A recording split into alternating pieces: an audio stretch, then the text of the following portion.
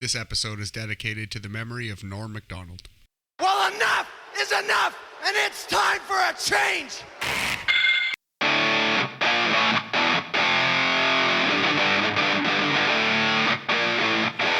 I talk, it's real talk!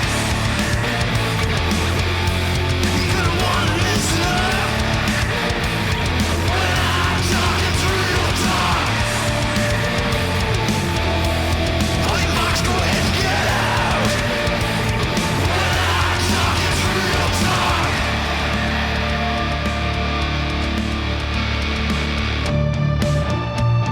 Good morning, good afternoon, good evening, depending on when you're listening and where you're listening. Regardless, thank you for listening. The show is NXT Talk. The hosts, I'm Boris, and as always, I am joined by Matt.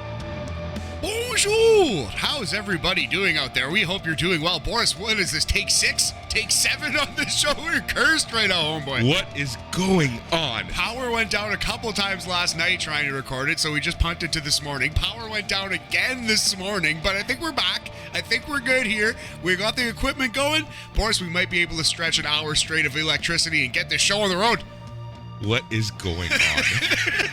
Just cursed, haunted. These Bruce Pritchard vibes haunting NXT all over the place, buddy. It's as if someone doesn't want us to record. And that somebody is Vince McMahon himself. By God. Anyway, man, it's an exciting time for NXT. You can there are criticisms to be had about this show, from the look to the booking, everything. This is a brand new NXT, buddy. It surely is a brand new NXT. It's insane how different this NXT is. But before we get there, let's tell you what we're going to be talking about. We're going to be talking about NXT 2.0 from September 14th, 2021. And then we're going to be talking about NXT UK on NXT UK Corner, which, if you've never listened to the show, it is our favorite hour of WWE programming per week. And before we get to things, I want to welcome any non-patron listener, because this week it is NXT Talk that you get for free. So welcome, enjoy. I hope you enjoy the show so that you can go sign up on Patreon.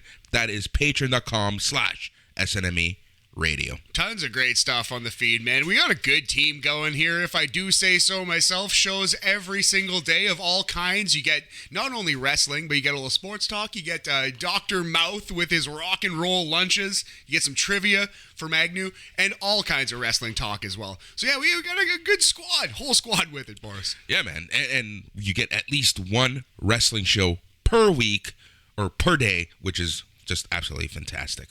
Yes, sir. So, speaking of the professional wrestling, how do you feel about this Rainbow NXT, buddy? Grand scheme, big picture. How you feeling right now? It's kind of funny. You asked me last night. You asked me this morning. I might have to give you different answers. Really? You feeling a little worse this morning, maybe, now that you've slept on it? I think so. Yeah. It's not. I wouldn't say worse, but it's more... it feels like a Kevin Dunn production now. It feels very Bruce Pritchard-y, very Kevin Dunn-y. It very much is WWE. It's not the gritty offshoot that NXT has become. It's very similar to like 2010-11, the cheesiest version of WWE almost. Like pure, uncut, weapons-grade WWE booking. No, that's exactly it. And it's not only the booking, it's just the production itself, the look and the feel, the camera angles, everything to do. The false advertising, Boris. Oh my God, the false advertising. But we're going to get there in a little bit. But it's crazy when you think about, what NXT was when we started the show a year ago versus what NXT 2.0 is now. Our first NXT Talk podcast was Halloween Havoc. And it was going head-to-head with AEW Dynamite. It was a Wednesday night war, Boris. We were talking about AEW Dynamite pretty regularly in our shows and kind of giving you the match and the promo of the night. And obviously that has changed greatly. And now what is NXT? What is even it going to be? It's developmental. At the end of the day, it's developmental. It's not going to be going up against AEW anymore, and that's been very obvious for the past little while. So, you know what? And here's the thing. We've been talking about this for so long. What was NXT? It kind of had like its own identity crisis, right? 100%. Yeah, man. It was in between. It was kind of in between a rock and a hard place. It didn't quite know exactly what it wanted to be. At some point, it was the Super Indy that was like competing with like ROH and like trying to steal European talents and trying to kind of serve all masters, right? And I do think, in a nutshell, the idea of streamlining the process and getting wrestlers that Vince McMahon will actually like and want to push is a good idea, but man, it's going to make for a weird and sometimes bad television show. Well, of course, there's no doubt about that, but like, you know, it's kind of funny because like NXT 2013, 2012, Renee Paquette as your commentator. This is what this reminds me of. Yeah, a little bit. There are obviously like some differences, but yeah, man, by and large, I can definitely see that. And we're gonna see, but more than anything, I think the talent is gonna be obviously what helps this show. But I do think they are now hindered by the booking. I don't think it's going to help. Certain things like Frankie Monet and Raquel Gonzalez not being on the show. Certain things like the whole opening match situation, which made absolutely no sense. We'll get into the finer points. But yeah, I feel like it's not going to be booked carefully on a month-to-month or like with big 3-month takeover chunks anymore. It's going to be kind of slapdash, kind of thrown together based on what they want to achieve on that specific day. That's okay. I'm okay with this. Yeah, that I think it's a change worth noting, but that's not necessarily bad. Yeah, and that's the thing. Like yeah, we're like, as you said, it's worth noting because it needs to be talked about. I feel like as fans, as viewers, we should know, understand this, accept this. But in the grand scheme of things, it's developmental. Yeah, man. Like, from 1 second to the next, someone might be plucked. Exactly. So, yeah, if it is a AAA team, if it is an AHL team, that is kind of the way it goes. So, I think it makes sense. But again, the problem is that as people who review this show, we now have to sit there for 2 hours every week and watch the resulting Kevin Dunn etude that is coming here, buddy. Yeah. Yep, to say the least. How about we get right into stuff? But before we do, there's one piece of business we have to take care of. And as the Young Guns, because we are the Young Guns, because also on the Patreon feed, you have the Old Fucks with Dan Lawransky and Joe Aguinaldo. So we are the Young Guns, and as the Young Guns, we like to change things up. We are done with star ratings every week. We have a rating du jour, a rating system of the day. Yeah. We change it up every episode. And raising my glass right now to the great Norm MacDonald. We're going to go Turd Ferguson's out of 5 this week, buddy. Ah, man, what a blow. I was actually literally almost in tears at work when I heard that. Just because he's one of my heroes, one of the absolute greats. And it just came so out of nowhere. Just so shocking. Like, it just floored me. And I'm still I've been listening to Norm clips all morning. I'm still rattled about it. No, it's crazy. It's crazy. But without further ado, let's get into NXT 2.0. Rest in peace, Norm MacDonald. All right, so the show opens up with a hype reel for tonight's that night's four-way match to crown a new NXT champion. Because if you didn't know, on Sunday night, very randomly, Samoa Joe had quote-unquote injuries, and he's going to be quote-unquote away for a specific, an unspecified, I should say, amount of time. So he had to give up his belt. Quickly, work injury or shoot injury? It's shoot. Shoot injury? There's look, here's the thing. Yeah. I understand the want, the need to shit on WWE for everything. Yes. But they're not going to do this on a Sunday night before their biggest show. Well, I think we're at the point officially where I would put nothing past WWE. Nothing. I think what you're saying is true in a nutshell, but with this specific company, I don't think you can. You know what I mean? You never know. Man, they released, people who were in Braun Strowman beat the boss's son at WrestleMania, and they released him. Daniel Bryan is on AEW. He was in the WrestleMania main event, obviously. Okay, Daniel Bryan went on his own accord. They wanted to keep him. But it's just stranger dang things have happened, is my point. But I think ultimately you're right. I think this is a shoot injury. I think Samoa Joe is actually hurt, because it does literally make zero sense. Just put Joe in this match. if you want to change the title. Yeah. Or like a 2-second match. Yeah, exactly. Give him the Daniel Bryan treatment. Exactly right. Why not? Anyways, so we get a Saturday night's main event opener with all 4 guys. I really like these. These were good promos. They were good promos. So Tommaso Ciampa starts it off. He says he will forever be Mr. NXT and the greatest love story in sports entertainment. Gets a second chapter with him and Goldie. Pete Dunn says he's the baddest man in NXT, and tonight he proves it no matter who they put in front of it. Kyle O'Reilly, shows up, and he says this is the opportunity that everyone strives for, and he's just one win away from achieving a goal 16 years in the making. And then one night, LA Knight says Samoa Joe is scared, and it's his game, his night. And as he's talking, he turns and he sees none other than not Rex Steiner, Braun Breakker. So the first item of business today in NXT, they had a perfect name for young Mr. Steiner here, Mr. Rex Steiner here, and they changed Rex Steiner's name to Braun Breakker with 2 K's in the last name, BRON Braun Breakker. Yeah, they did. Terrible. Absolutely terrible. Man, Rex Steiner is such a perfect name for such a large number of reasons. Don't you want the association with his father?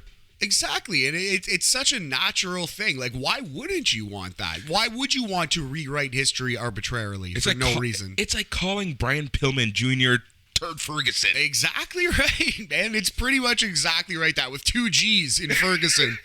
Like, it's insane. So LA Knight, he's talking. Braun Breakker shows up. Braun Breakker wants a chance to prove himself tonight. So, LA Knight accepts the challenge, even though he has a championship match later in the night. So, dumb for a number of reasons, but I can buy that LA Knight is a cocky heel who's like so full of himself that he just is completely looking past this clown, and he's like, I'll get a tune-up, I'll beat this young kid. I accept that, but with what happens next, I think there needs to be a third step in the story that was not addressed or seen at all. So at this moment, fine. And it's funny that you say that because something happened, but we'll get there soon. All right, so we get into the action. We are now in the new Capitol Wrestling Center. The Rainbow Wrestling Center, it seems. It looks like a Memphis studio now. It's completely lit. You see the entire audience. A lot of things happening here. The color scheme, it's a little... I don't know, do you think it's like it looks low rent is maybe the word? Like I don't think it's coming across exactly the way they intend it to. I think it looks a lot smaller than I was expecting. Obviously, it's the Capitol Wrestling Center, but by lighting it up like they are, you see that it is really just a small little studio. Yeah, of course.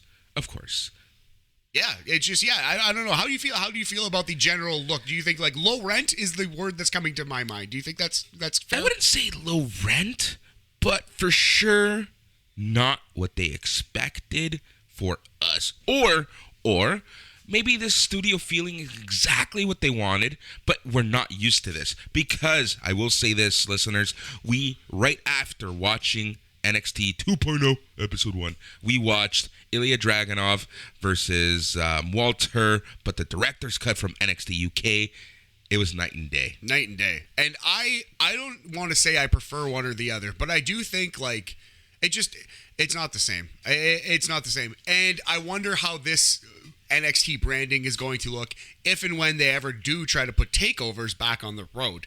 That's a separate conversation as to what happens to these takeover shows now. Will there still be takeovers?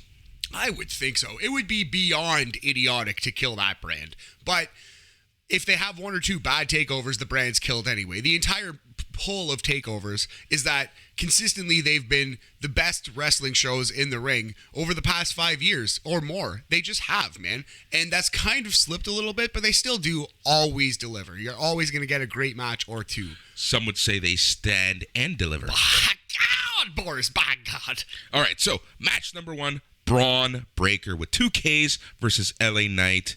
All right, What did you think of this match? I thought it was pretty good for what it was. It was brief, and I really like Rex Steiner. I refuse to call him Braun Breaker. I won't do it. You can't make me. No, I'll definitely get on that. But yeah, it wasn't very long, but Braun Breaker looked pretty good, and he pins LA Knight clean, Boris, with the old Goldberg-style gorilla press into a catching body slam. I actually really like that move. I buy it as a finish. It looks pretty devastating, but 3 minutes and 50 seconds... man pins LA Knight, who will be in your main event. Yep. So, if I was Braun Breaker and I get this win via power slam, call it what you want, it's a power slam. Fair. I would get on a mic and say, I just beat you. William Regal, put me in the match. Absolutely. Shoot, brother. Go take the mic yourself. Make it a real NXT 2.0 here.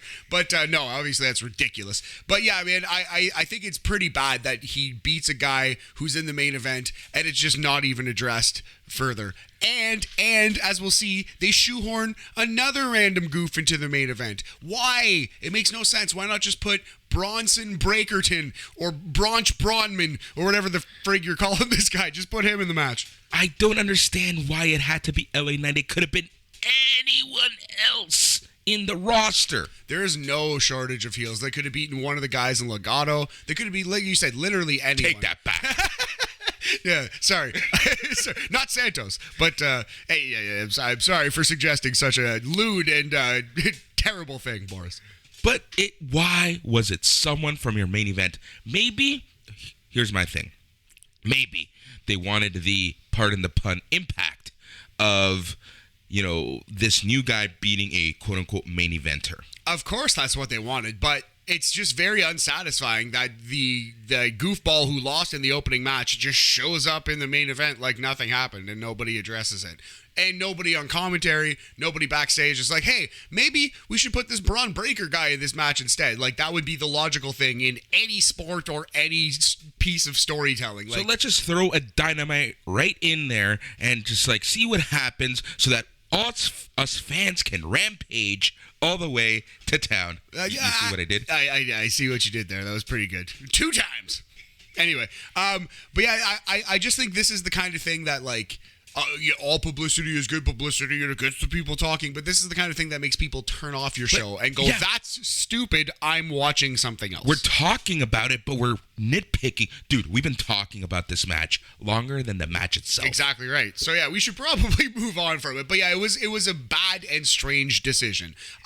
In terms of a rating, I think I would go as high as 3 Turd Fergusons out of 5. 60% above average, good showing, surprising result. I thought this was a proper little kickoff to NXT 2.0, and at this moment, the story's still fine. The story turns when LA Knight just shows up in the main event. That's what makes it not fine. At this moment, we're still good. Yep.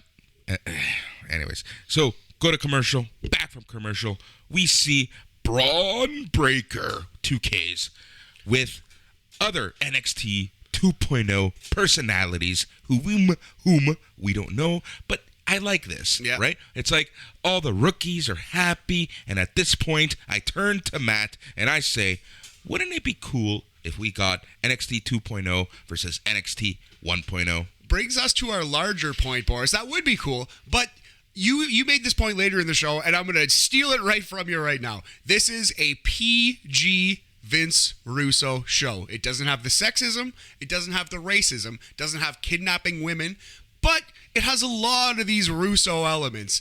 And you know what's a classic Russo trope? The young blood versus the old guys, Boris. I think we might be getting one of those. I think so. 100%. I think this is what's going to happen.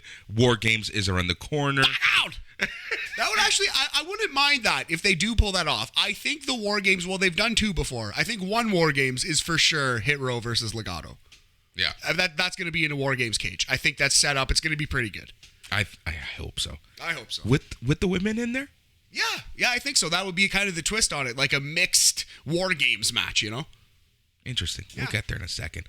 All right, this leads us right into the second match of the night, which was Imperium, Fabian Aichner and Marcel Bartel versus Brooks Jensen and my boy, Josh Briggs. Brooks Jensen, our second of 6 debuts on this show. 20-year-old lad, just a young boy. 20 years old. 20 years 20 old. years Boris. old. That would 20 mean years old. that would mean he was born in 01. That's insane. Crazy. But it's funny because, like, we were watching this kid, and until Wade Barrett, Vic Joseph, or Beth Phoenix mentioned that he was 20 years old, you would have had no idea. No, and then as soon as they mentioned it, you see it like in his face, kind of just he's got the baby face, like literally he's a little. You'd see that he's a young lad, but he did well in this match. You know what impressed me though is Fabian Aichner and Marcel Barthel Imperium. These guys are great, man, and especially being in there with two guys as green as these guys, specifically the kid who was having his first wrestling match on TV, man. This was a very good performance by these just technicians. Exactly. This was a fun little match.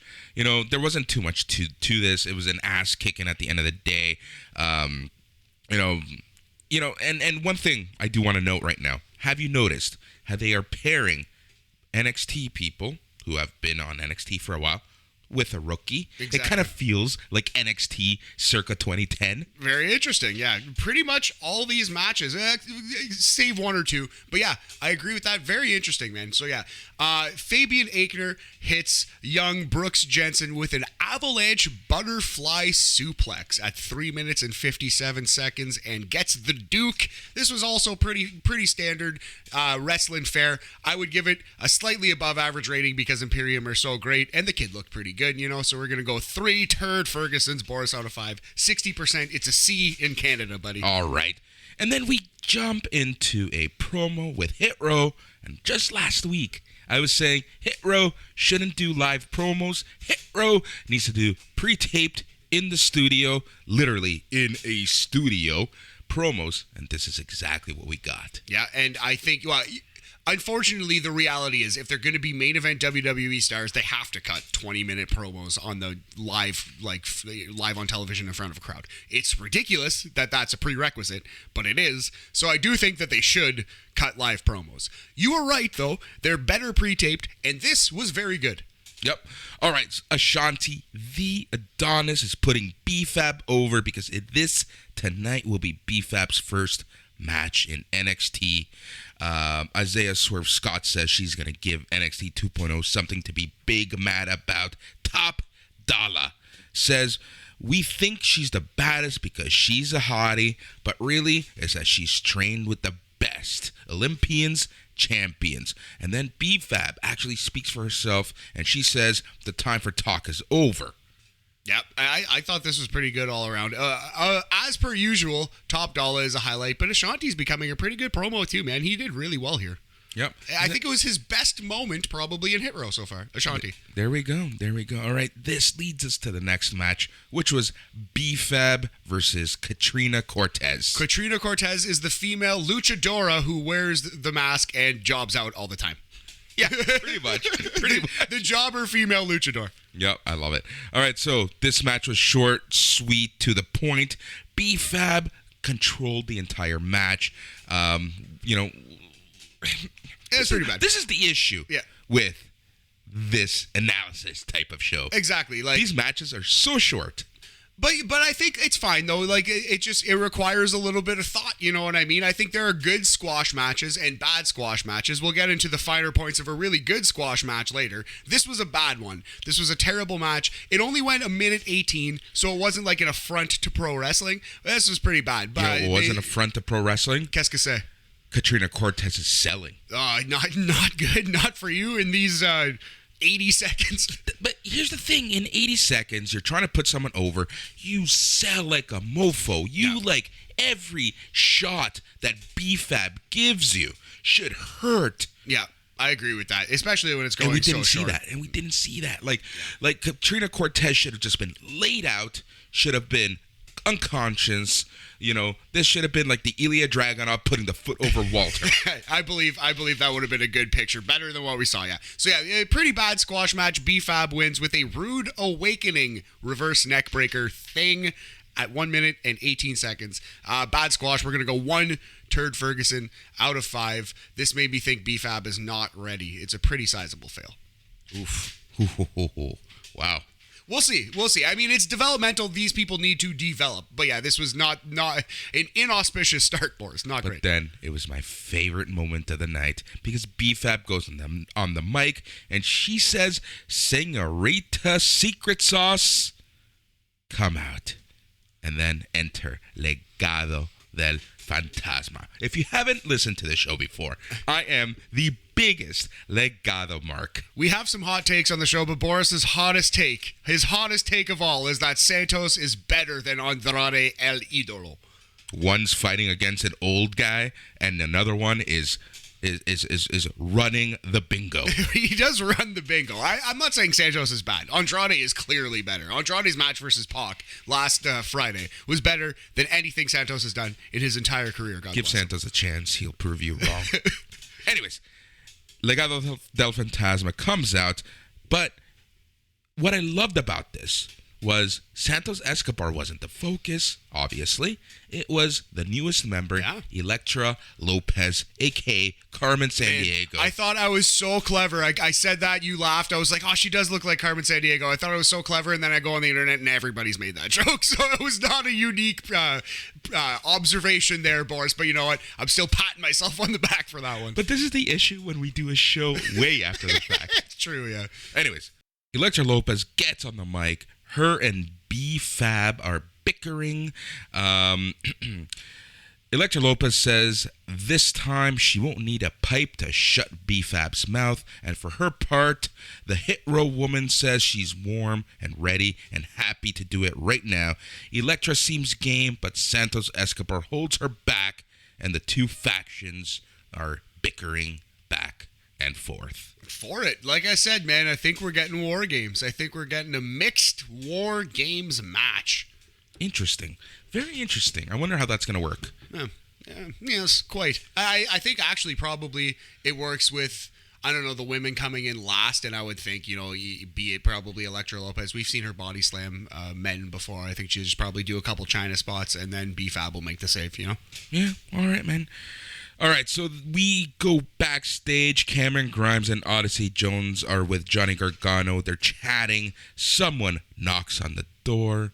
Lo and behold, it is none other than our lost boy, Austin Theory, who was back. I'm pretty surprised. I thought he was just gone. I thought he was just going to be on SmackDown in a couple weeks. Yep, and he says he ran away, but he wasn't going to miss Indy Hartwell's wedding, and he brought someone because you cannot have a wedding without a priest, and it was none other than Damian Priest. So a couple things. I think this is pretty clear that the way are baby faces now. I don't think there was an official turn, but somewhere down the line a couple weeks ago, I think they kind of flipped, and I think we can safely say, especially with Austin Theory coming back with all these baby faces, bringing in and endorsing another baby face from the main roster, I think it's pretty safe to say the way are good guys now. Good guy. I love that.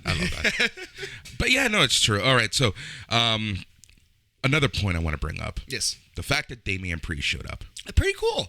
I like this because I'm trying to be optimistic. I'm trying to, grasp. Shine this apple up, buddy. Yeah, I'm trying to shine this apple up. And maybe, possibly, what we will see more of is this canon of a main roster and NXT, and hopefully we can see some more main roster appearances in NXT. Yes, man. So ideally, NXT would be, as you say, canon, much like your podcast. It's canonpodcast.com.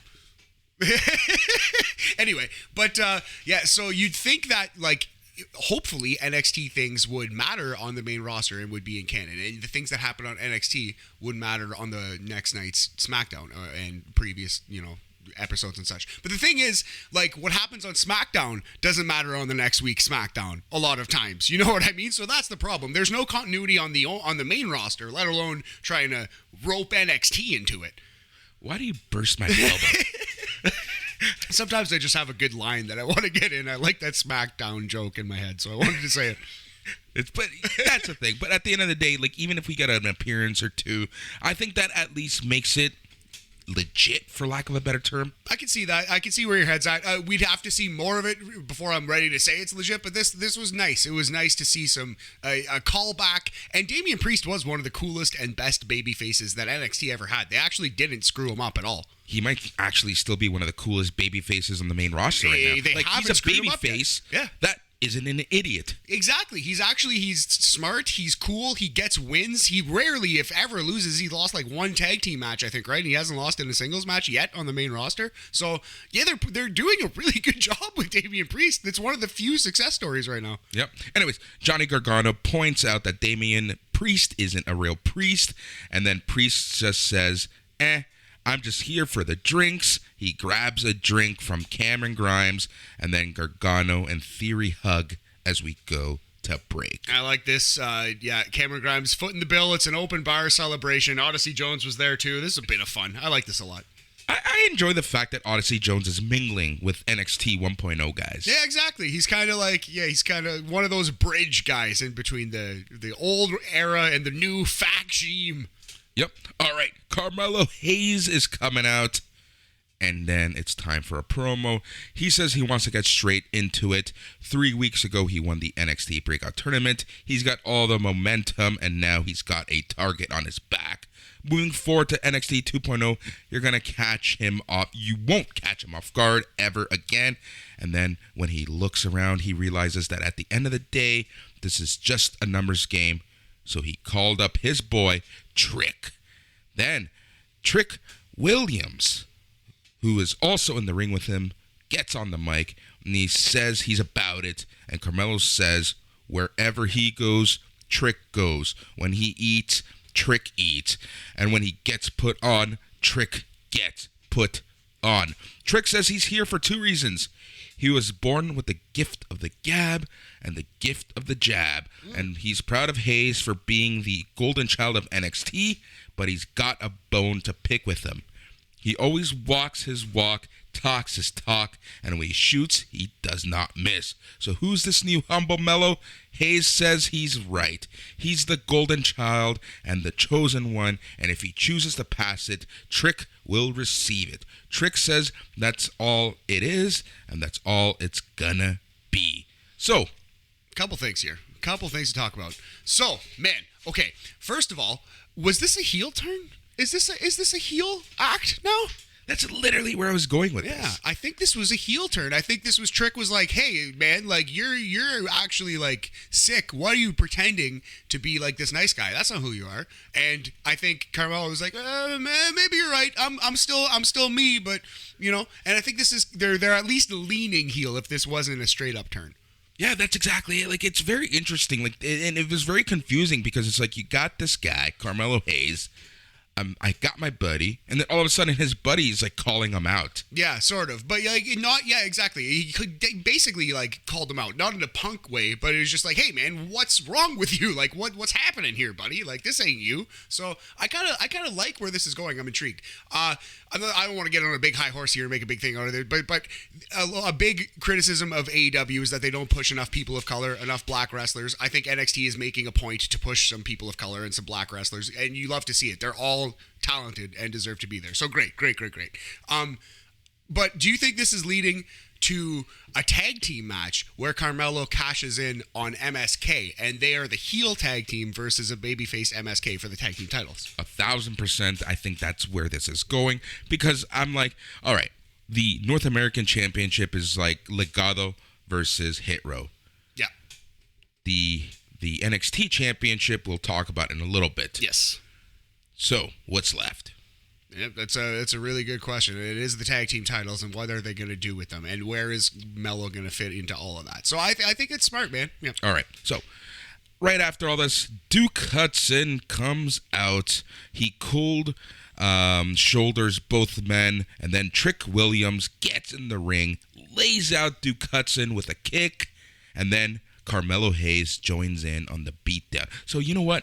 This might be the heel turn of Carmelo Hayes. It's strange because Duke himself is a heel. They should have brought out a baby face, I think, to really, kind of force that point home because they beat up a heel. But I don't think Duke was. I don't know. It seemed like Duke was coming out for his own match. Like, it didn't seem like an interruption, and they just stuck around in the ring and beat the crap out of this guy. So I don't know. It does seem like they're heel. I don't know if we got an official turn here or not. But I think at this moment, Carmelo Hayes and Trick Williams are to be treated and seen as heels. All right, let's move on to the next segment. JC Jane and Gigi Dolan are in a warehouse and they're talking to dashing Mandy Rose, who's off camera.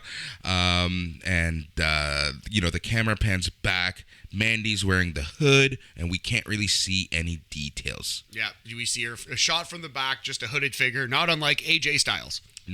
Yes. Exactly. All right, so Casey Canzaro, Kaden Carter, they make their entrance as we go to break. We get the set being built for the Index wedding, but more importantly, let's go to the next match, which is Gigi Dolan and JC Jane versus Casey Canzaro and Kaden Carter. Yeah, so this was your new WWE influence. This is the Bruce Pritchard, Kevin Dunn special here. Dumb bullshit match that is worth nothing, that leads to a second match that starts during commercial that's also kind of bullshit. Yeah. So in 2 minutes, this tag team match is thrown out. Boris when brunette Mandy Rose runs in for the DQ. You mean Trish Stratus? Yes, it's so funny. Mandy Rose, as a brunette, looks exactly like Trish Stratus did when she was a brunette. Yep. I don't understand it, but they look exactly alike. You know what the sad part is?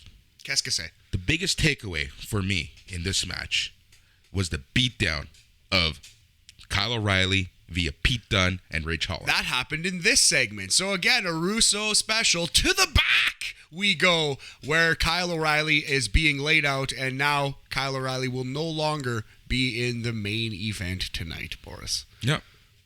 So, Casey Canzaro, Kaden Carter being beat down by Mandy Rose, Gigi Dolan, and JC Jane. We go to commercial. When we get back from commercial, all of a sudden, very randomly, thank you, William Regal, apparently, we have a 6-woman tag, Gigi Dolan, JC Jane, and Mandy Rose versus Casey Canzaro, Kaden Carter, and Sarai. Yeah, I think Sarai ran in. Did she run in before the break for the save? Yeah. Anyway. Yeah, right before the break. Yeah. So we now have a 6-woman tag, a trios match, and it is Casey, Kaden, and Sarai versus Hot Girl Autumn. I like that. Thank you. All right. What can we say about this match? Yeah, it started in commercial. They actually went a long time. It went like 8 to 10-ish minutes, especially factoring in the commercial. It was over 10. And I thought it was strong for what it was. It was, kind of like your standard, like I said, like your standard Kevin Dunn-ish, Bruce Pritchard-ish WWE match. But I mean, these girls are okay. They're improving a lot in the ring. Saray's great. I think this is fine. Exactly. You know what? I gotta say, I really enjoyed this match in the grand scheme of things.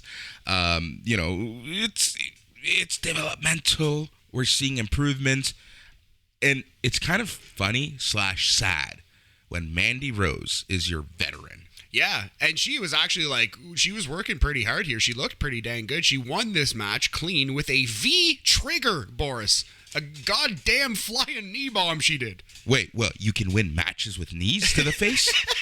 Oh, that's my biggest criticism of Kenny Omega is he hits 10 knee bombs per match that look like they should kill a man. Kill him dead, and it's just a near fall. But anyway, that's neither here nor there. Man, this was actually kind of good. It was at the very least there was nothing wrong with it. So I would say it's probably pretty average WWE fare, but Mandy did look good. We're gonna go 2.5 Turd Fergusons. It's a Mendoza line match, 50%, right on the border. I don't know. I would have given it more. That's just me, considering how we kind of, I wouldn't say praised the match, but Mendoza lining it. Okay, sure, why not? Anyways, we go back. Maybe what we should do is the previous match was like 1 star, and this one was 3. If you're gonna combine it all, it's 2.5. How about that? Jesus Christ. Baseball. All right, we go backstage. Indy Hartwell is with her bridal party. Candice LeRae yells at a bridesmaid for wearing a beanie, and then that's pretty much it. Yep. Humor, hilariousness, Yep. laughter. Ridge Holland makes his entrance as we go to break. Now, have you noticed this trend on the episode so far, where you get an entrance and then the break? Yeah, it's very interesting. Yeah, I don't know. I kind of like it.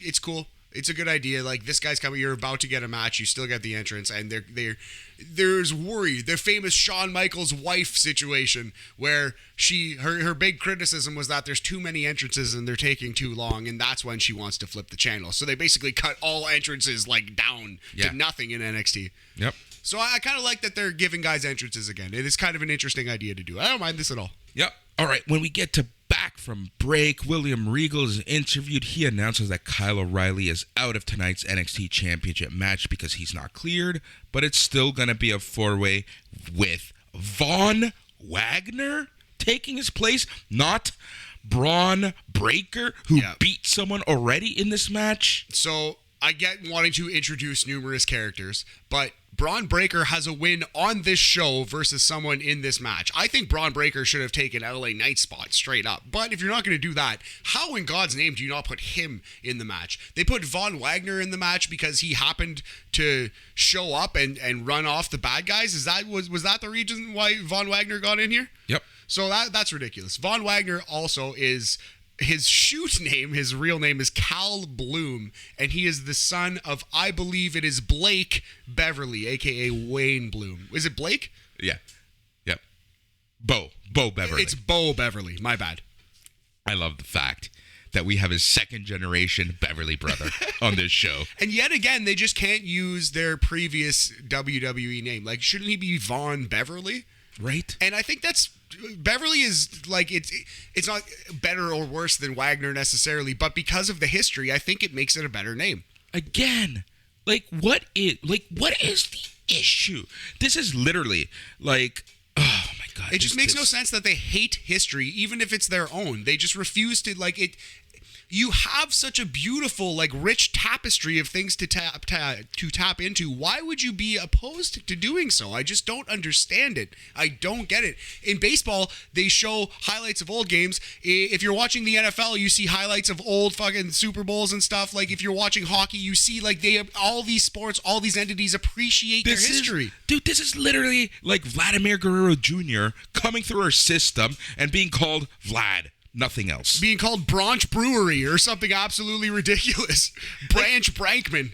It's insane. Why do you not want to touch on your history? Why do you want to ignore the fact that you have second, third generation superstars coming through your system, and it's like literally because Vince McMahon was called Junior a couple times as a boy and he just hates it so much. It makes absolutely no sense. Embrace your history, you morons. You have such a wide, so much to tap into, so much to enjoy, and to tell your fans that there's things I don't know, how could you expect to have a future if you didn't have a foundation of a great past to build on? And they do, man. They do have that. So why do they hide it from us? But it's weird because it's like they pick and choose, because you have Dominic Mysterio. Yeah. They're not calling him Hector Martinez.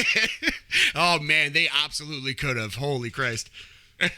Anyways, this leads us to Drake Maverick versus Ridge Holland, the future of NXT 2.0.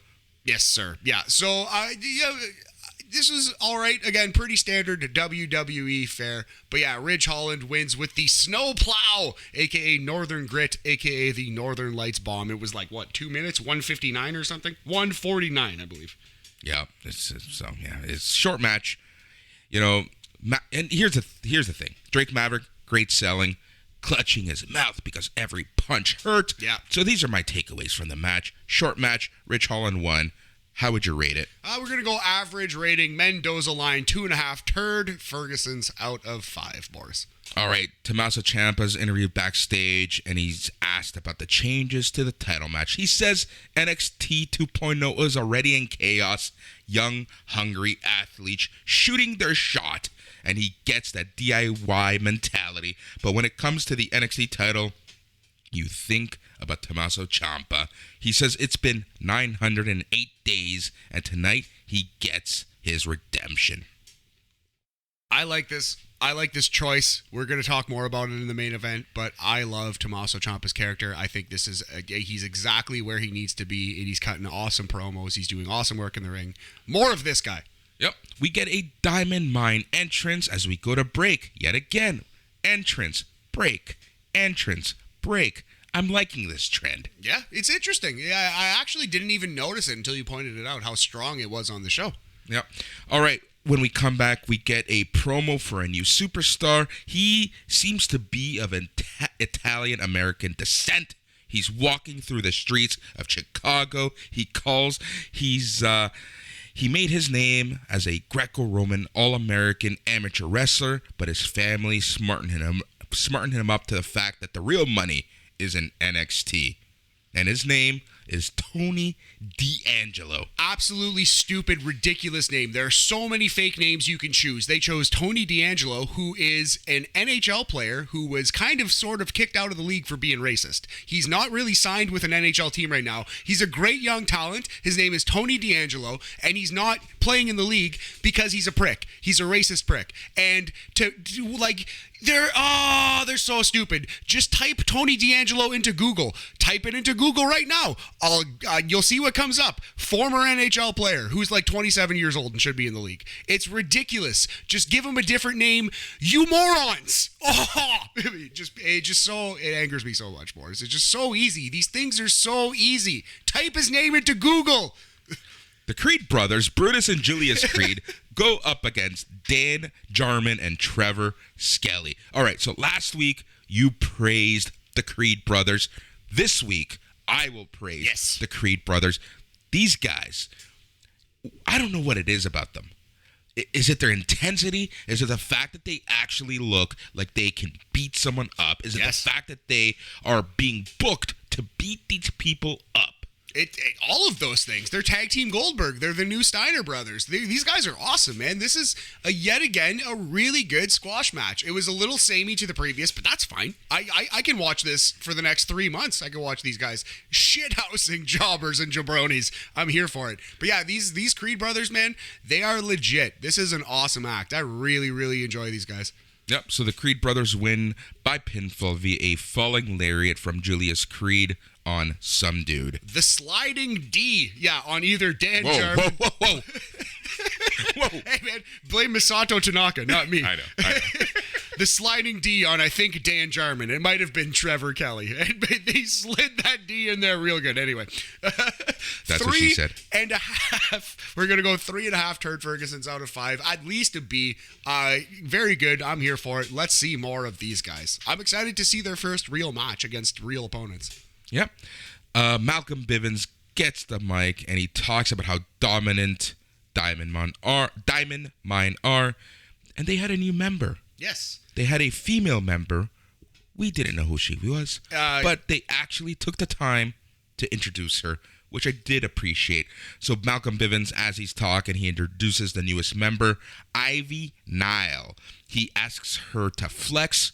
She shows off her considerable muscles before he claims she hasn't had a carb since 2005, and she was a star of NBC's Titan Games.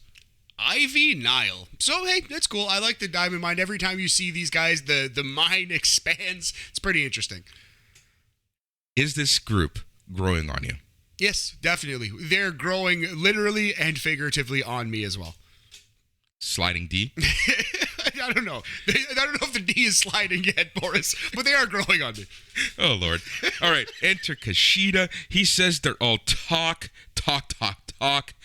He calls out Roderick Strong. He says he's ready. Bivens says the match will happen next week.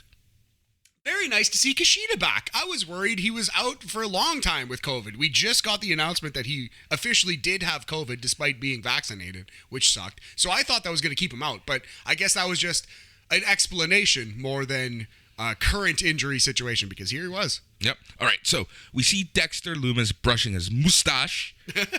And then here's what I caught, because I did rewatch the show this morning. So, did you catch this last night? Vic Joseph asks Beth Phoenix about Edge. No, I actually didn't see that. Yep. He asks, how's Edge doing? And she says he's home recuperating. Interesting. So there you go. Yeah, little main roster tie-in. A little bit of canon, Boris. Yep. Like, isn't that kind of cool? Isn't that kind of cool? I like it a lot. Yeah, things that happen on this show should matter on the main roster. Exactly. All right. Pete Dunne makes his entrance as we go to break. Back from commercial, Johnny Gargano is doing some last-minute wedding preps, but this leads us into the main event, wrestling-wise, of the night, which featured LA Knight versus Pete Dunne versus Tommaso Ciampa versus Von Wagner for the NXT Championship belt. Von Wagner is so... it's not as bad as Braun Strowman or whatever this... Bruce Bronkman. It's not as bad as Braun Breakker. But yeah, so this match was fine.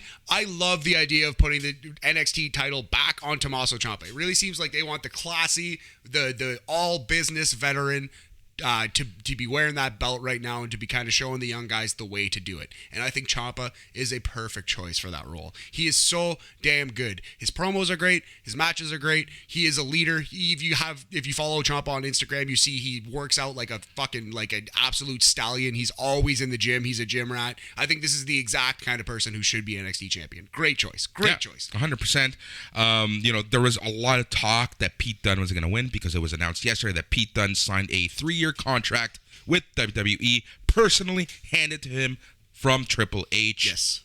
I think, and we've said this before, I think Pete Dunne is gearing up for Ilya. I think that's going to be Pete Dunne's long-term program. Interesting. Yes. Dunne versus Ilya, and I think he's going to win back that UK title. I think it should be noted that, yes, Tommaso Ciampa won. He did a fairy tale ending on Von Wagner. Pinning the young gun. Yep. 10 minutes, 35 seconds, I believe it went. Yep. Overall, pretty good match. Yeah, perfectly fine. I would go as high as 3.5, let's say. I actually do think that my favorite thing on the show was the Creed brothers, but I think this was still a pretty good world title match. We're going to go 3.5 Turd Fergusons out of 5. 70%, it's a B in Canada. Boris. Yep. All right, let's move on. We get a video package for the Index wedding.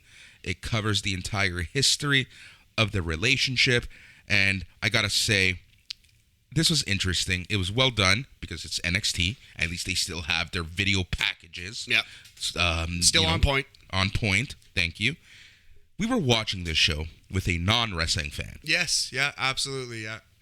Tying a few on. Yeah. And he loved this. It was interesting to see how much he actually did enjoy this. He thought, it was cheesy and stupid, and he did laugh at it, not necessarily with it all the time, but at the end of the day, he was sports entertained, Boris. And we're going to talk about this at the end of the show because I talked to him this morning, and there's some very interesting insights because, we're so into this, right? Deep in the bubble. So we're doing a podcast about WWE's developmental league, buddy. Oh. I think it just hit you, maybe, just now. It really just did. How deep in the bubble we are. It really just did. This is like us literally talking about the Buffalo Bisons. Exactly right. Triple A Pro Wrestling, buddy. AHL Wrestling. I'm here for it. God, we're such nerds. All right, guests are filing in. The ring crew's building the wedding set. Back from commercial, the wedding is in place. Johnny Gargano walks Indy Hartwell. Man, this made me laugh. I don't know why this made me laugh so much. Johnny Gargano with that, just that shit-eating grin on his face. He's become proud papa at this moment. I actually loved it too, yeah. Gargano's got so much personality. It's shocking how good he was as a heel. And now I guess he's officially a babyface again. But he's still this cheesy goofball character. All right, so the priest starts. We get their full names. Dexter Gaylord Loomis. Sure. And Indy Ophelia Hartwell. I kind of like it. Yeah. He asks who gives Indy away. Johnny says he does before panicking. He double checks with Hartwell to make sure she still wants to get married. They'd had this bit where Austin Theory actually didn't have the rings. Then you should have them, Boris. but the great Ikemen Jiro. Who was in full wrestling gear. Well, but to be fair, his wrestling gear is a nice sports coat anyway, so it makes sense. This coat was probably it was a pretty average Ikemen coat, 6.5 on the Agnew scale out of 10. I love that. Theory says Jiro is his guy, and Johnny takes the rings from him. Priest does the objection bit, and I love that almost everyone raised their hands at this point. Yeah, that was good. Only to have Dexter Gaylord Loomis half open his jacket to reveal an axe, and everyone quickly sits down. That part did actually make me giggle. I'm giggling about it right now. That was Same the best. here. That was the best part of this wedding by far. Then it was time for the vows. Indy goes first. She talked about how people misunderstand Loomis. They see him as a creep, but she sees a caring man. She talks about Dexter sneaking into her bed before he shushes her. This is where the stuff starts going out of. A little iffy. Not the message necessarily that you want to be putting out to the public. You know what I mean? But yeah, it's the story. It's whatever. It is what it is. It's far from the most offensive pro wrestling wedding, as we'll get into in a little bit, buddy. Exactly. Dexter Loomis time. His vows consist of a thumb up. I really enjoyed this. I am stealing this. I when you attend my wedding, this is happening. I might also be attending your divorce on the same day. Can you imagine? I actually can. If you just hit her with the thumbs up, I think I can imagine. Yeah, I think I can, buddy. I meant me actually doing the thumb up. I can imagine that too, sadly. You can't. Anyways, yeah, the priest is baffled. He criticizes him for not saying anything. Priest gets choked out by Dexter Loomis. Everyone is calling for William Regal. William Regal seems like he wants nothing to do with this, both in story and in real life. Yeah, I believe that was a shoot look of disgust and confusion. Yep. And then Beth Phoenix steps up to the altar. She says she was afraid something like this would happen, so the night before she went online, got ordained as a minister. They each do their, the I do's. Yeah. Yeah, they played this pretty straight. Shockingly so. No heel turn for Dexter. No big turn by Johnny. No shocking debut. No Sting coming down from the rafters. Nothing crazy. And we even got Dexter Loomis saying I do into his mic, which got a huge pop from the Nextras. Absolutely. That was the payoff. That was the entire thing. Is Dexter finally going to speak? And, of course, buddy, he said the words, I do. So. Yep. He just should have done it like the Ultimate Warrior when Sherry was begging for the hell no. Yeah. That's what I was expecting. Royal Rumble 91. Ultimate Warrior. Quite the twist for the Dexter Loomis character it would have been. The Ultimate Loomis. Beth Phoenix pronounces them husband wife. They kiss. Loomis sweeps Hartwell off her feet. And as this is going, we get a cut to the monitor backstage. Tommaso Ciampa, he's watching with Goldie, hugging Goldie, and then Braun Breaker comes in, congratulates him, and they talk about, they're just congratulating each other, but Braun has his eyes on Goldie. Pretty interesting, man. I'm pretty surprised by that. Why not just put him in the match? You didn't have to beat him. You could actually. We said that Von Wagner was beaten. I think Ciampa pinned LA Knight. I think LA Knight did the double job on this show. Quite possibly. Yeah. Anyway, so I think you could have definitely thrown Braun into the match, to the Fatal 4-Way. But if this is going to be the direction, that's cool. But yeah, I don't know. This cheesy little shaking hands and there's respect, but there's going to be trouble brewing. It's fine. It's far from the most offensive thing on this show. Yeah, Braun Breaker.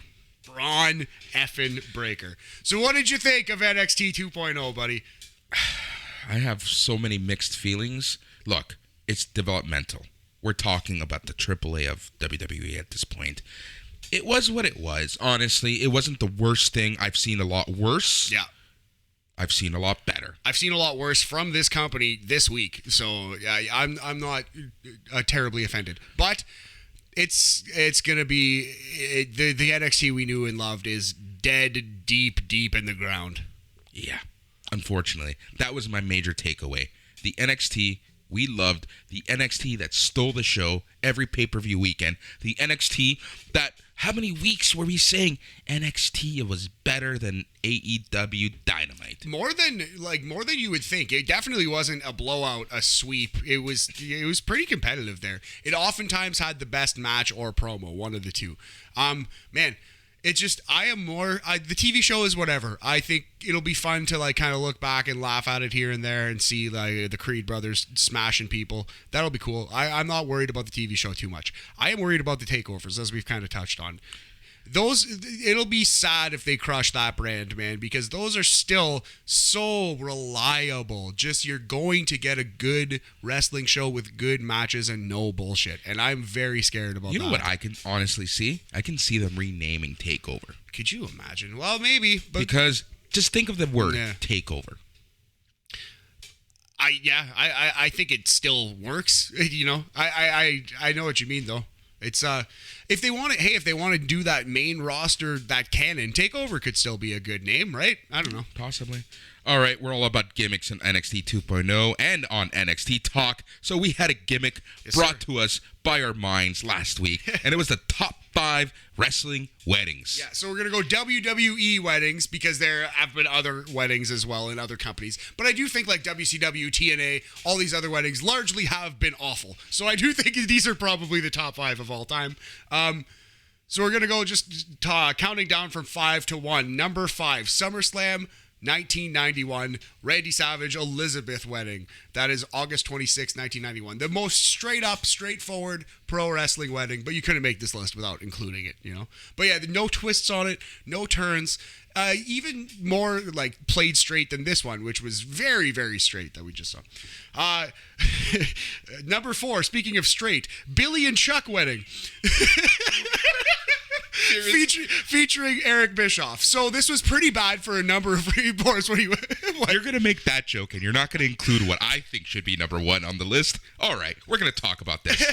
I think this was all about the twist with Eric Bischoff. This was pretty bad. It was a huge cop-out to build Billy and Chuck as like a gay couple and to try to even be somewhat progressive about it by 2002 standards, only to actually at the wedding have them go, well, this is just a publicity stunt. Not that there's anything wrong with being gay, but it was just a very big cop-out. But this is on this list for the one reason of Eric Bischoff wearing old man mask and makeup, becoming this weird minister character, and then all of a sudden flipping the switch. 3-minute warning comes out. They lay out Billy, they lay out Chuck, they lay out Stephanie McMahon in this wedding. This was the twist on this is one of the all-time best twists in pro wrestling, honestly, at least in WWE. I love the fact that this isn't our first 3-minute warning reference. We love 3-minute warning around here. We're big husky gentlemen, Boris. How could you not? Number 3, Kane and Lita wedding, WWE Raw. That is from 2004, August 23rd. Man, we're old. Yeah, it's been a minute, man. So yeah, Lita had a couple weddings. She also married Edge on WWE TV. I think this one was superior. I really laughed hard at Kane's entrance theme, which was like his real theme being played on the cello. It was just great, just really good stuff. And yeah, Matt Hardy comes in for the save. Kane lays him out with an awesome choke slam off of the ramp through a couple tables and then carries off Lita. The vows were good. Kane's performance here is like all-time Hall of Fame stuff. This is a good wedding segment. Kane and Lita. Number 2, from November 29, 1999, Stephanie McMahon and Test marriage featuring Triple H. I can't rank it number 1 because, boy, it doesn't age well. You couldn't do this segment today, you know? But it was very entertaining. It was very, very memorable. It basically led WWE down the path that we're still following today, buddy. Yeah, pretty much. Pretty much. Can you imagine if their kids were to ever watch this segment? Oh, my God, no. I'm sure they will eventually see it, but no, I can't imagine what that's going to be like at all. Especially like when they do see it 10, 15 years from now. You know what I mean? Could you imagine what the reaction's going to be then? And the number 1 professional wrestling wedding of all time, my favorite, the best, AJ Lee and Daniel Bryan from WWE Raw 1000, the 1000th episode of Raw, July 23rd, 2012. I think this had everything that you need in a pro wrestling wedding. It had a good twist with Vince McMahon coming out, and it led to AJ Lee being the GM, which was an actual huge thing in storyline that mattered for months. This was very entertaining. We got cameos, Slick, if you will. And yeah, man, this was very, very good. I think this is the best pro wrestling wedding, and you could actually show it to a human being and not be embarrassed, not be, promoting rape and such. So, hey, that's a plus. Jesus, professional wrestling. A disgusting and terrible business, but the AJ Lee and Daniel Bryan wedding, the best wedding in WWE history. Yeah. All right. Dexter and Indy did not make the top 5. No? No, sir. All right. So there you go. Those are the top 5 weddings because we love a gimmick here on NXT Talk. And without further ado, it is time for NXT Corner. NXT UK Corner.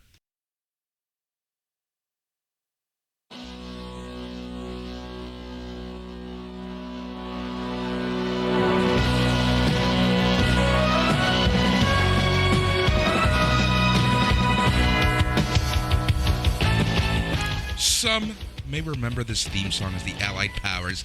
Some may remember this theme song as NXT UK Corner because every week we love talking about NXT UK because for Matt and I, it is the best hour of WWE TV a week. Love that theme song. Makes me happy hearing that now. It reminds me of this great brand, WWE NXT UK. Man, do you think this NXT 2.0 influence is going to cross over the pond here?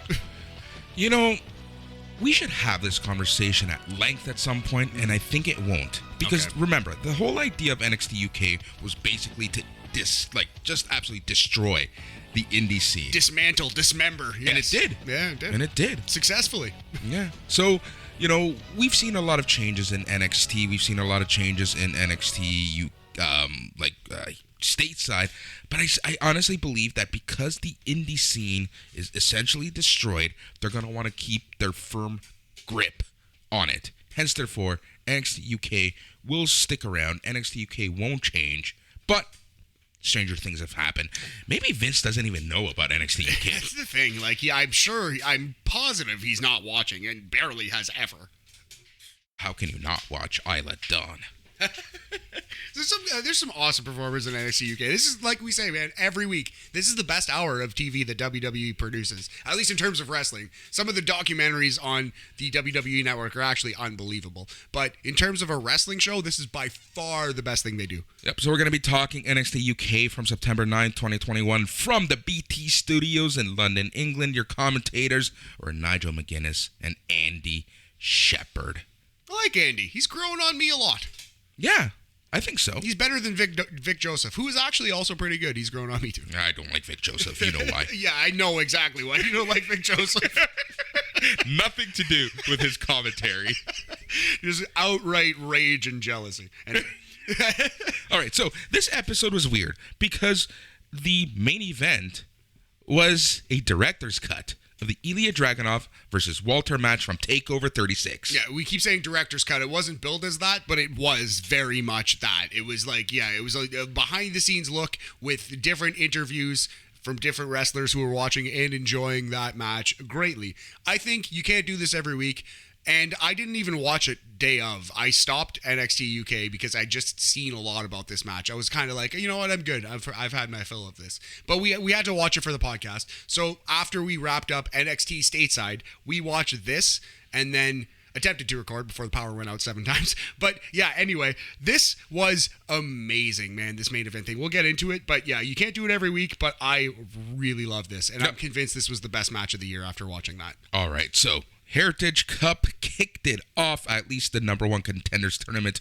First round, Sam Gradwell versus Wolfgang.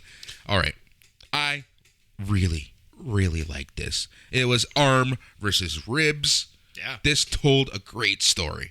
Big hoss battle. And that's why I love these Heritage Cup matches, man, because they give you an opportunity. If this was just a Gradwell versus Wolfgang match that went 11 minutes, might be a little rough. But because of the rounds, because of the 2 out of 3, they really had some things to play with. And this became a great match, man.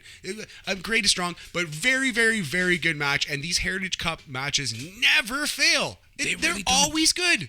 They really don't. Like, seriously, they're it's so well.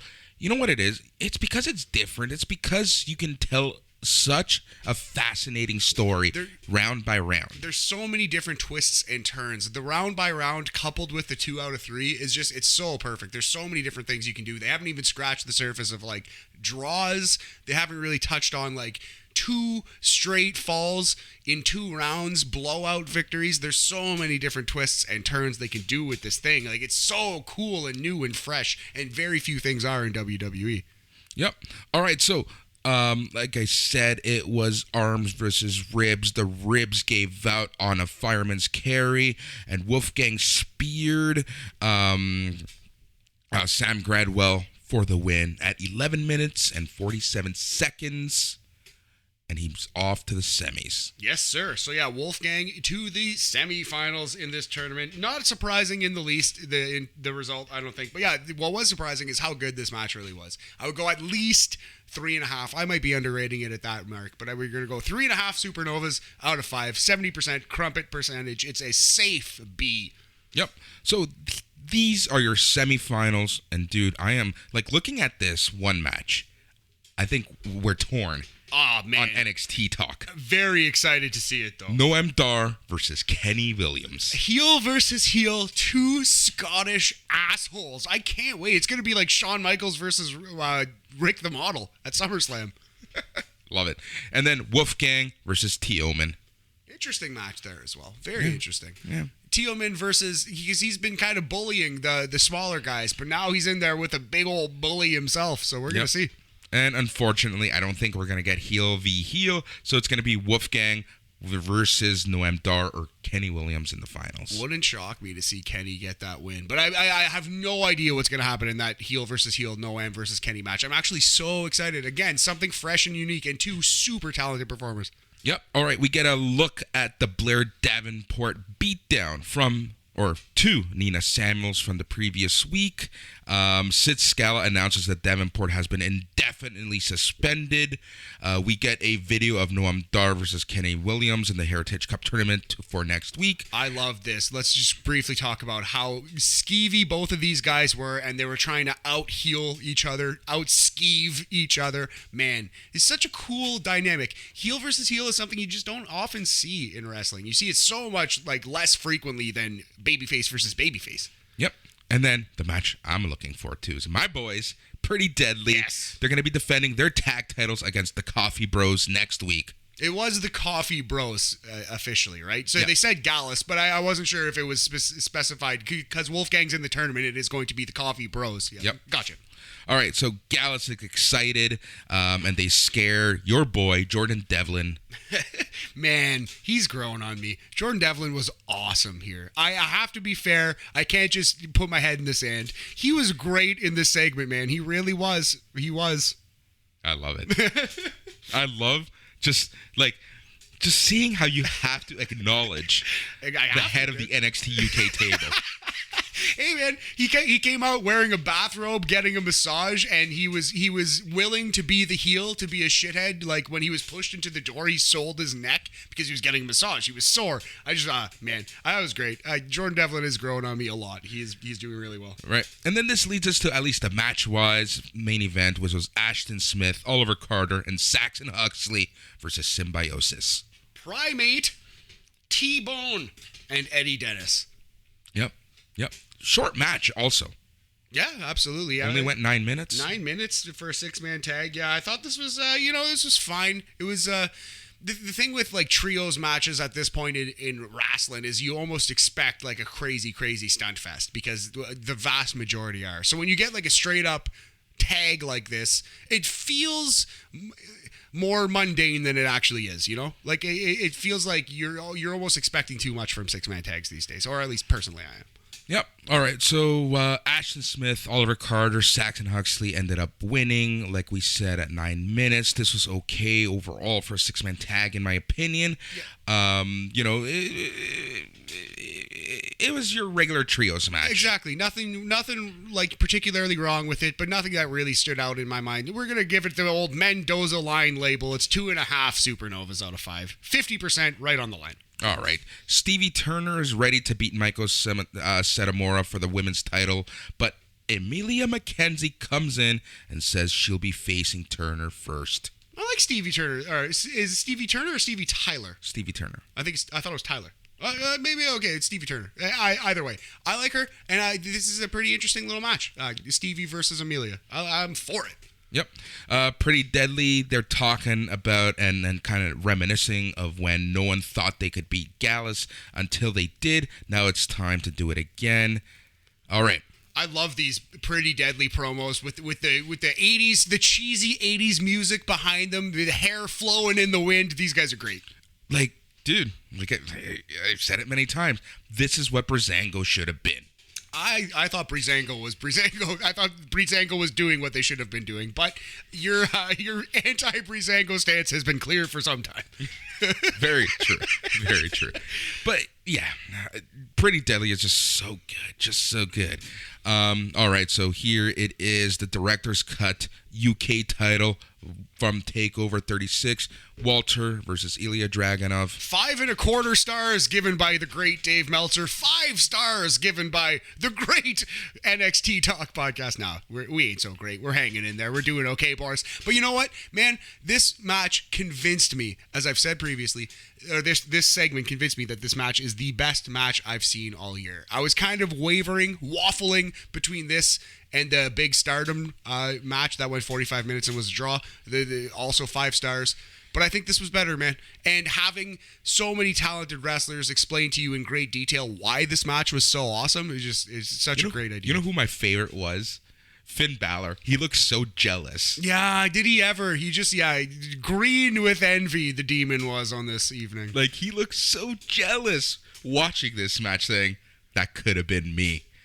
Pulling his best Dolph Ziggler impression. It should have been me. Oh, man, that's funny. But yeah, we saw Rhea Ripley, we saw Cesaro, we saw Sheamus, we saw Finn Balor. Who else? Ilya Dragunov himself. Of course, Ilya Dragunov himself comment on this. And yeah, all adding insights, all telling you like why this match was so good, what exactly was happening at this moment. Ilya telling you how it felt to be chopped, to have the soul chopped out of him. This was, I'd hit my fill with this match. I didn't need to see any more. And then I watched this, and I was so glad I watched it. I would recommend everyone watch this segment. Go find it. I'm sure they'll put it online. Like I mentioned earlier, we watched this with a non-wrestling fan. Dude, my buddy Tommy was so impressed with this match. Absolutely. And he could see, like, it was cool because he could see the difference between, like, the bullshit we were watching on NXT 2.0 and this genius, perfect level professional wrestling art. Did you see his face cringe with every chop? It's crazy. Well, rightfully so. These guys beating the piss out of each other, Boris. This is why I love watching wrestling sometimes when it's not embarrassing with non-wrestling fans. Yes, exactly. And oftentimes it is embarrassing. The number 2 wedding of all time was Stephanie, Triple H, and Test. Oftentimes wrestling is embarrassing. I'm going to show that to my lady friend later. I'm joking. I am joking. Yeah, you probably shouldn't.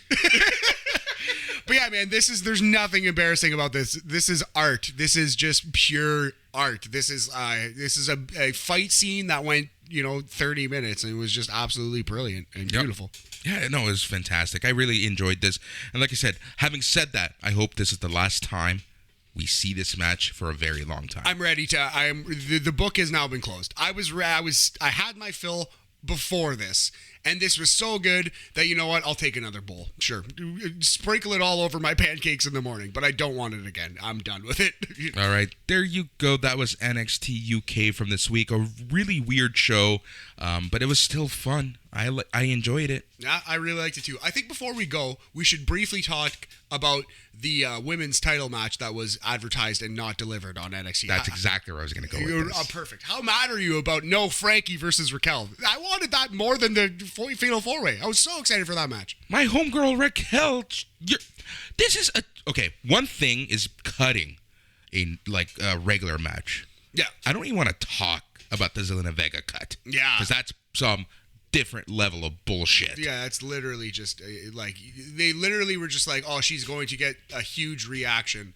Let's make sure that doesn't happen. So that's one thing. Now, another thing is cutting a regular match. You know, Toni Storm versus Tegan Nox or something, right? Yeah. Now, this is your NXT Women's Championship match. Shoot an angle if you're gonna cut it. Yeah. Just shoot an angle. Yeah. Frankie attacks Raquel, or Raquel goes backstage and runs into one of Frankie's goofballs, and Frankie pulls out of the match in protest. Like, shoot some kind of angle, something. But there was zero mention. In fact, and we didn't talk about this in the analysis portion. All we got was a Raquel Gonzalez promo, which I'm pretty sure was going to air regardless. No, 1,000,000%. Absolutely would have. Yeah. So, yeah, I think it's just, oh, man. WWE doesn't seem to care about false advertising, and I think that's a big mistake because AEW is very careful to, dot all their I's and cross all their T's and always, unless it's Minoru Suzuki's entrance, always deliver what they promise. You know what I mean? So I love how that's become like the biggest controversy of AEW. Man, exactly. It's a small problem, and it's good that that's their biggest problem, but it was egregiously bad. It was proof to me that Tony Khan doesn't watch NJPW at all. That's not a mistake you'd make if you've seen more than 2 shows. To me, it's proof to me that Tony Khan is taking on too much. But 1,000,000%. But that's neither here nor there. You cut a championship match with no notes, no news, no reason for cutting it. You advertised a world title match and didn't deliver. So they're already telling you, NXT 2.0 is already telling you that they don't give a shit about what they advertise. They don't have to. Their word is not bond. Their word means nothing, and you shouldn't pay attention or listen to them or trust them at all. There you go. What else can we say? Sucks, but that's that Kevin Dunn, Bruce Pritchard. Nothing matters, just content. Nobody will even notice because we'll hit them in the face with more content. You know what I mean? That's the strategy in WWE. That's where we're at with NXT 2.0.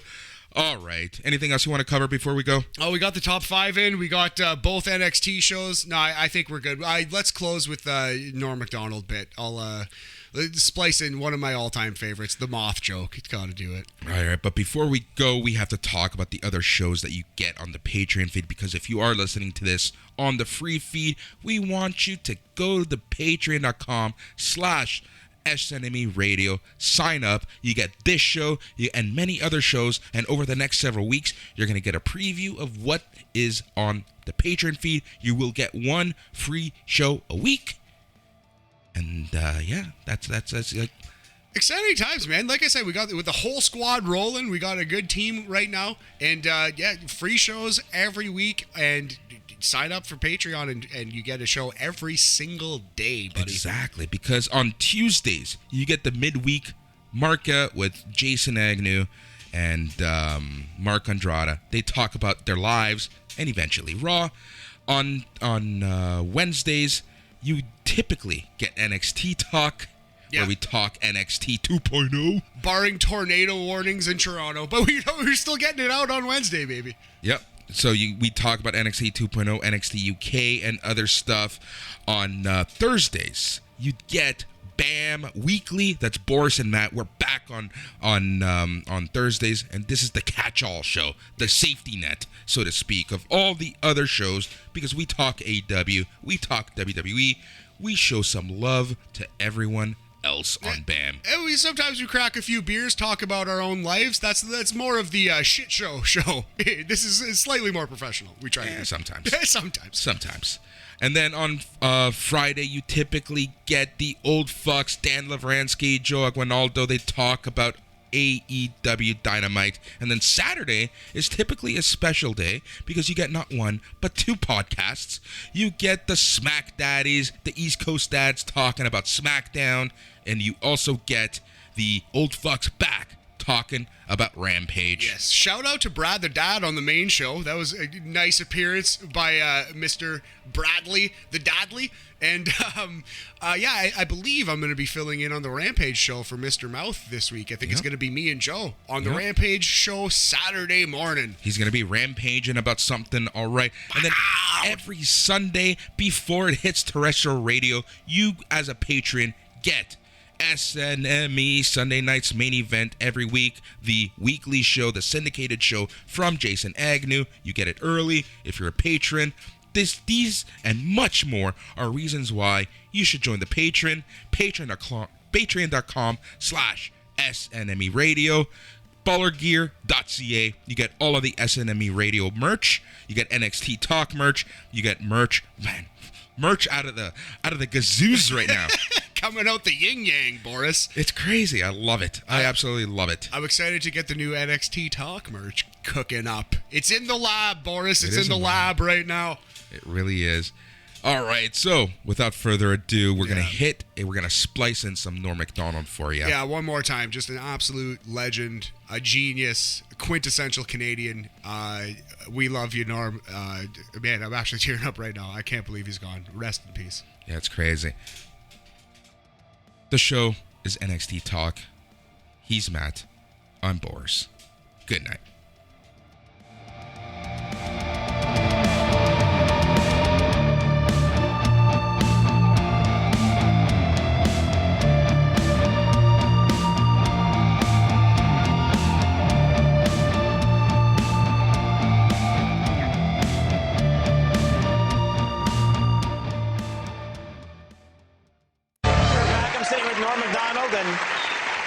Now, not all your material comes from the news. Is that right? You know. No, some of my material comes. My strongest material comes from real life. Real life? Like, for instance, today I was driving in a car. Mm-hmm. You were kind enough to bring a car to bring this old chunk of coal here to the studio. We send cars for our guests. Yes. Yeah. So I got in it, and I get material that way. So my driver. What do you mean? How do you get material that way? You get in the car, and what happens? My driver tells me a joke. The driver we sent to pick you up told you a joke. Yeah. And you're going to tell it now on the show. Yeah, that's how I get a lot of my material. Okay. Why don't we just have him on next time? That guy. That guy. No, wait till you hear me do it. So the guy, he goes, I say, I'll be the guy. Okay. A moth goes into a podiatrist's office. A moth goes into a podiatrist's office. Right. You are correct. A moth goes into a podiatrist's office, and the podiatrist's office says, "What's the problem?" And the moth says, "What's the problem?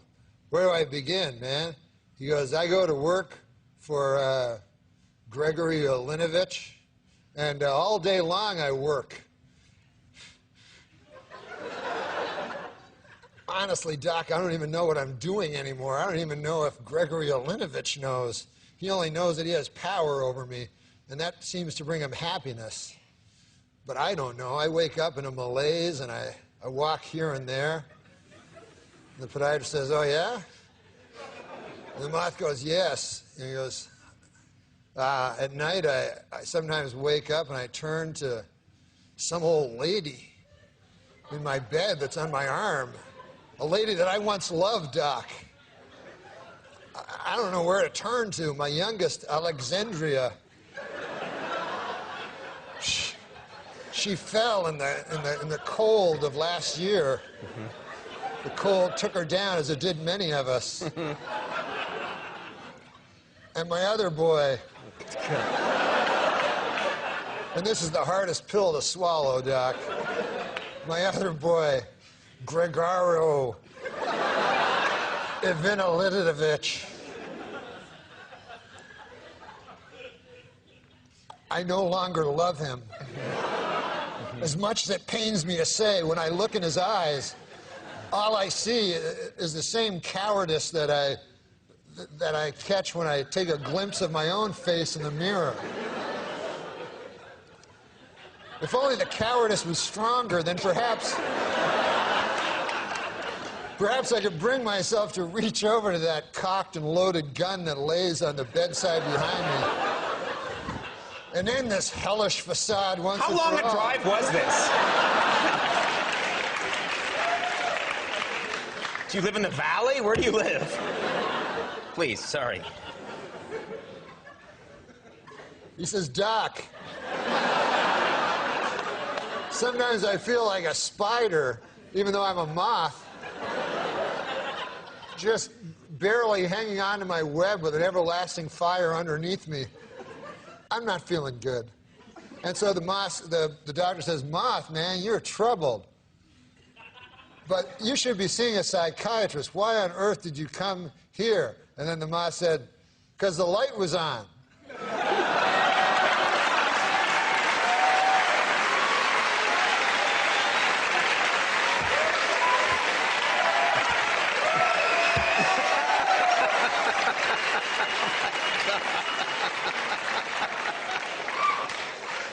My congratulations to anyone who stuck it through to the end.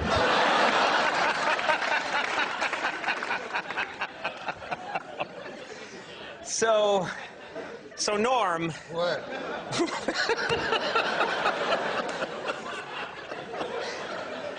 We're pretty much out of time.